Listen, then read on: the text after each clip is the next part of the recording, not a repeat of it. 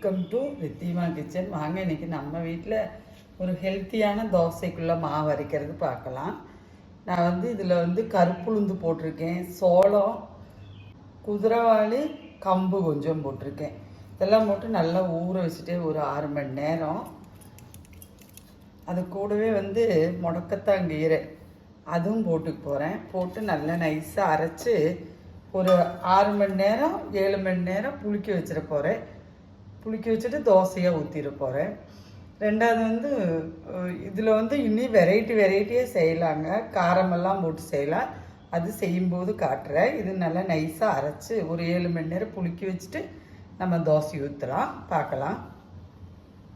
பாருங்கள், நல்லா நைஸாக மாவு அரைச்சிட்டு வந்துட்டேன். இன்னும் இது ஒரு 6 மணி நேரம் புளிக்கட்டும். புளிச்சுட்டு தோசை ஊற்றுறத பார்க்கலாம்.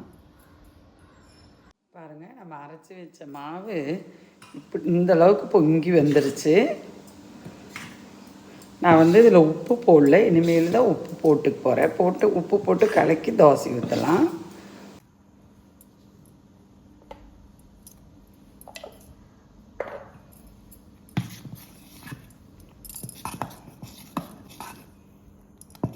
நம்ம தோசை ஊற்றிக்கலாம்.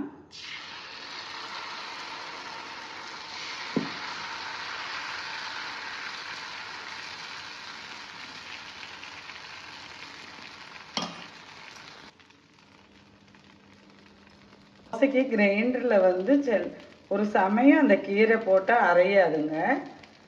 அப்போ நீங்கள் என்ன பண்ணுங்கள், இதெல்லாம் கிரைண்டரில் போட்டு விட்டுட்டு 2 சுற்று சுற்றும் போது மிக்சியில் போட்டு அரைச்சி ஊற்றிக்கிங்க.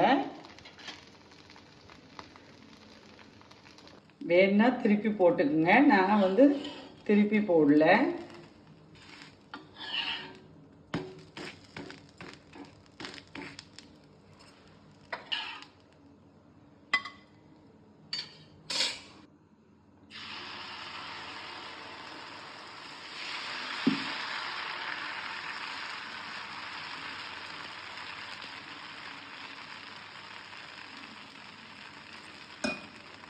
நமக்கு கொஞ்சம் ஊத்தாப்ப மாதிரி வேணுனாலும் ஊற்றிக்கலாம்.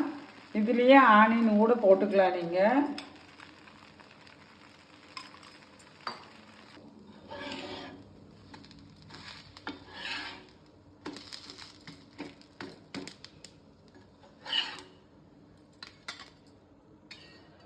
பாருங்க, ஊற்றியாச்சு.